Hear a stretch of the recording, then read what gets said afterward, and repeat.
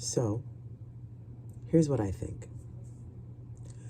When a person, an individual, begins their process of awakening, it's usually triggered by suffering or some unique event that sort of opened up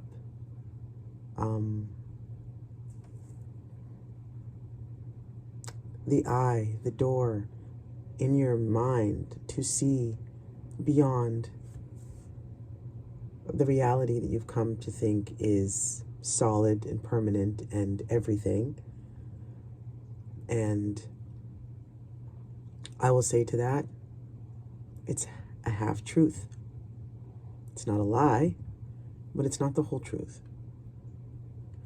And I've said this before, and I think it's very important to continue to say, that upon realizing that the universe is mental and that we are beings existing within this manifested universe that was brought forth by the All, you don't stop your seeking and basically get lost down a spiral pit of despair because everything has no meaning anymore.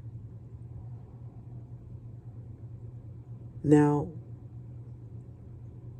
there's no good in me completely dismissing other people's journeys and processes to their truth. But if the truth brings you more suffering, maybe you should think about that. But upon having said that, I want to move on with the other part of what I wanted to share.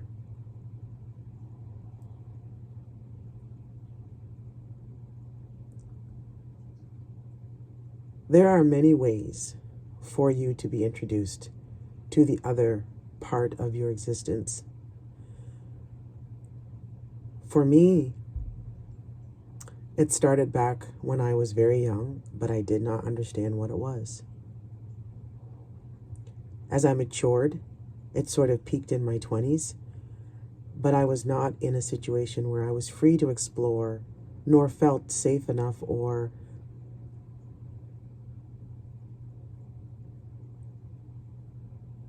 thought that pursuing further knowledge would be beneficial.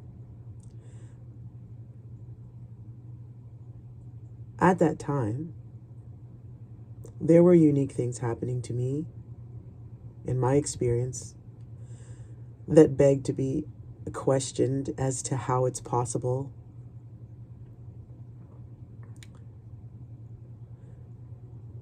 One of the things was astral projection, which I did not know was the name. And it was this ability for me, this uncontrollable, unintentional act of rising up out of my body and somehow being in a completely other place and seeing something that was happening in real time. So not in the future, not in the past, but what's happening in the moment. Now for me, this one incident happened when I was 26 or 27 and I had gone for a nap.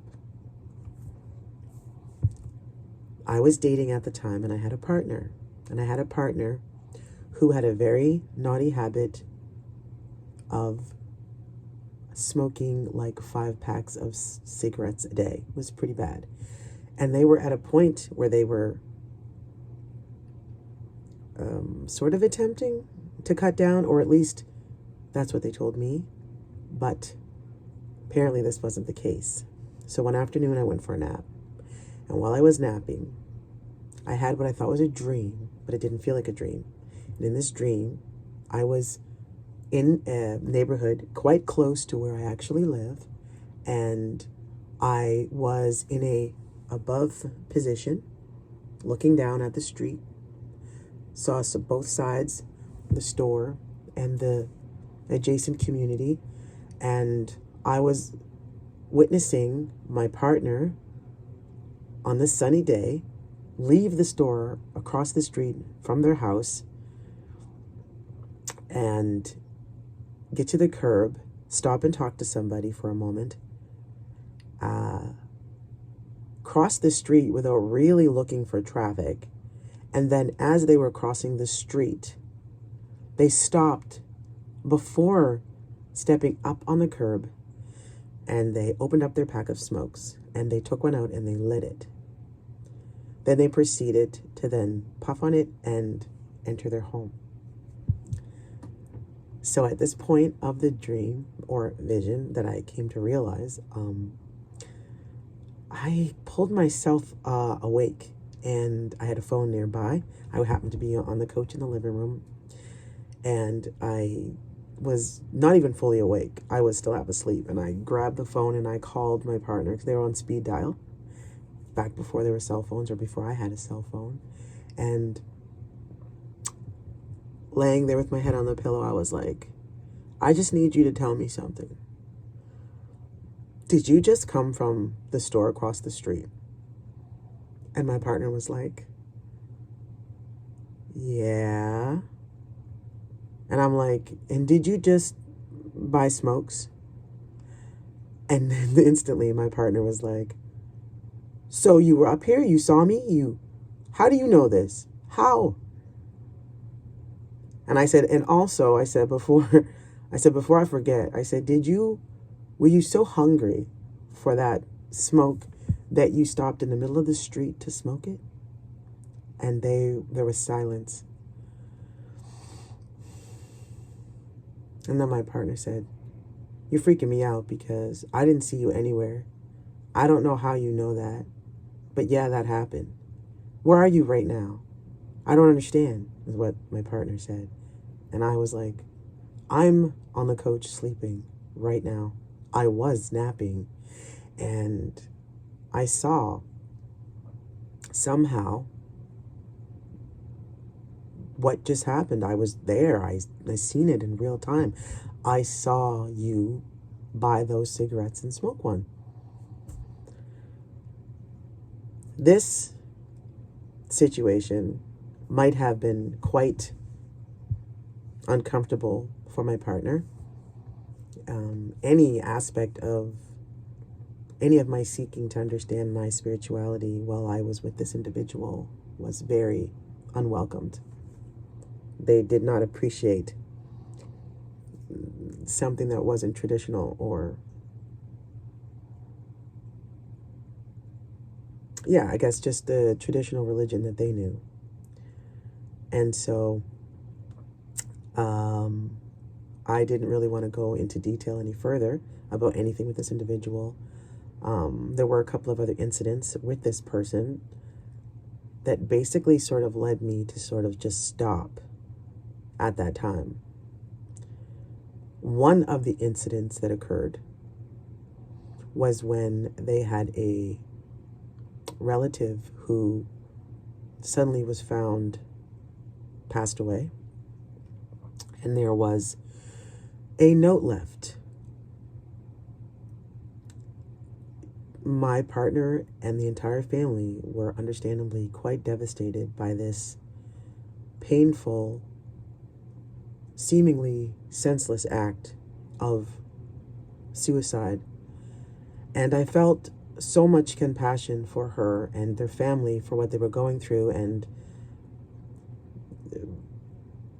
the family of the individual, the immediate family of the individual, that I thought, I just wanted to do something, anything. And at that time, I was working with these unique abilities, and I offered to try to contact this individual to help get more clarity for the family. Don't do anything like that unprepared and alone. It was successful, and it was definitely brought about by a sleeping state of meditation.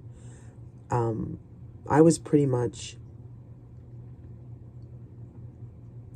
taken to a place where this individual was reliving the last, I don't know, several minutes or an hour, maybe several hours, depending on how long they were suffering and in pain before they passed away by what they chose to do.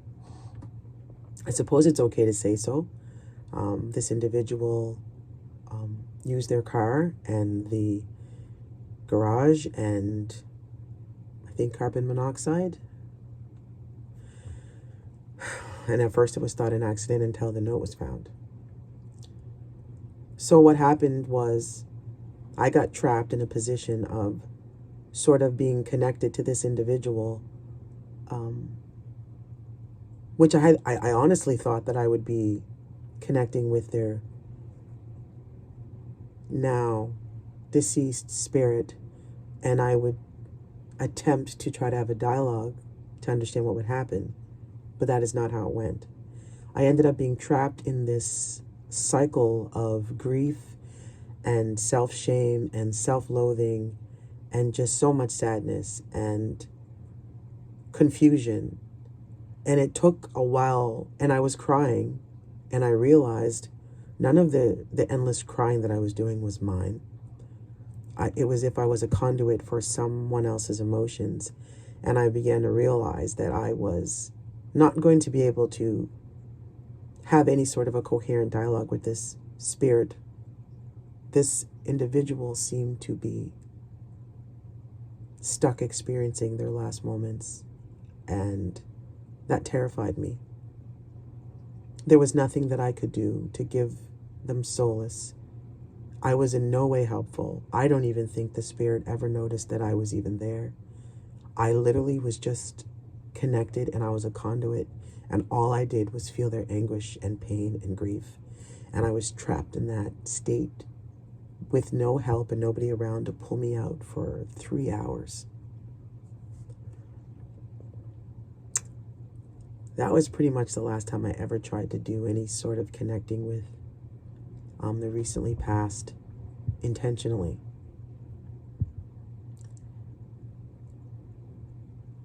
At the time, there was a good friend who was encouraging this aspect of me and trying to get me to research more, go to the library,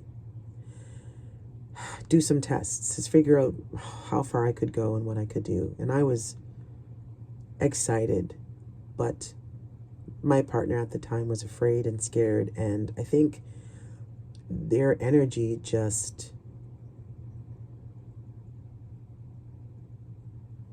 shifted my energy, and I allowed that to happen, and so I stopped participating in these things. And I want to admit, at the time, I really wanted to win the lottery, and so I thought at some point that I would try to visualize numbers. And with everything, I couldn't do that. You know, like things could move in the house from one place to another. And recently departed could speak to me, and I could astral project. And I haven't even talked about the dreams that come true. But I wanted something tangible out of it. I couldn't understand why I could do these things and what they meant if I wasn't supposed to use them to get rich. Oh my God. And the same thing might have happened within the past year to bring me back onto this path. And then it was through the process of trying to once again see if I could manifest numbers, though I didn't know that's what I was doing the first time, to better my life. But what it ended up doing was taking me down a path where I realized that even though I'm here because my spirit wants to grow and evolve, I'm not really here for me.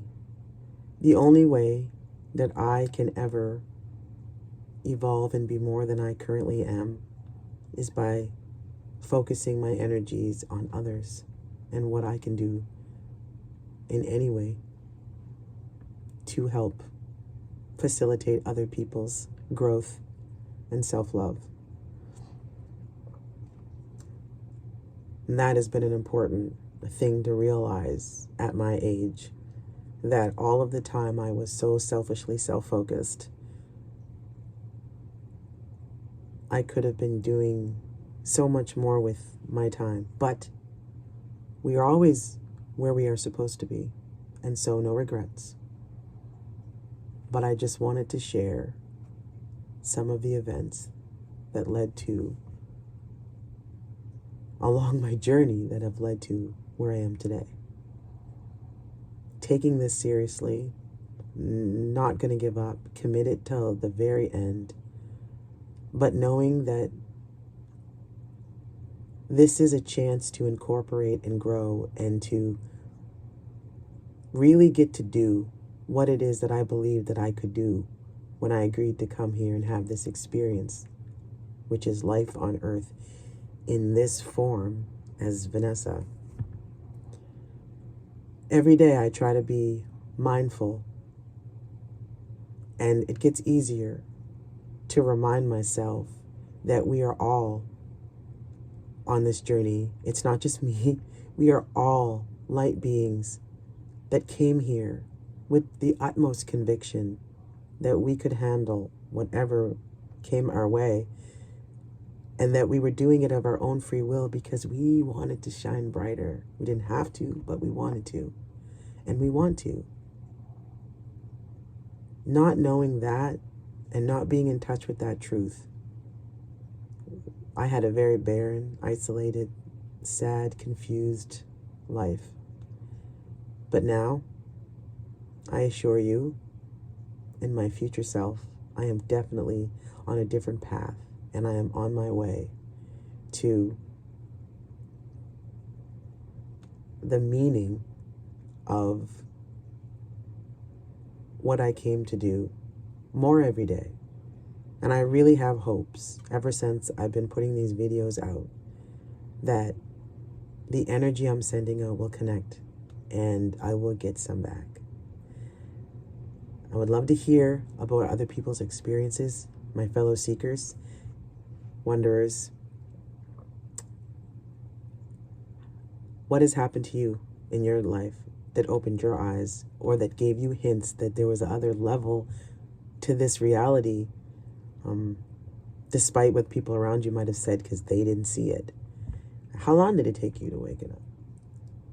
And are you still in the process of it? How's it going? I mean, is it all roses for people after they realize that, you know, they're here for a short time by choice and they came here to be good and helpful? And you got to remember that in the face of nobody else around you having that same mindset. So you're constantly meeting people stuck in their unconscious habits of identifying with the repetitive story in their head of how real this world is and how things like status and clout and reputation and influence, power, money, matter. For some, they might. But to be surrounded by people who think that that is the only way in which to move through the world, it's been very eye-opening and has taught me a lot. And I think I finally understand why it's very important for me to no longer be a part of that and to be of a different vibration and put out something different. If you are on this journey and you need someone to talk to, or a friend, or somebody who just can understand that it's a lonely process, there's usually no one to talk to, nobody to give you feedback on your thoughts and your ideas, your inspirations. And if you do share it with people, they're probably most likely either uncomfortable with the conversation or trying to give you alternate reasons for why what happened, and maybe you shouldn't believe that. So you just stop trying, and it's understandable. But we don't have to, so don't. Because I'm here, and I'll listen, and we can talk. We can learn together, and we can share, and we can evolve. And I'm going to be completely, humbly honest and say, I don't know where this is headed, but I felt called to do it. And if I'm learning anything, it's to trust my intuition. And so I'm here, trusting it, and I know that I'm on the right path. So fellow seekers, please don't hesitate to comment or share a story. Thank you so much for your time.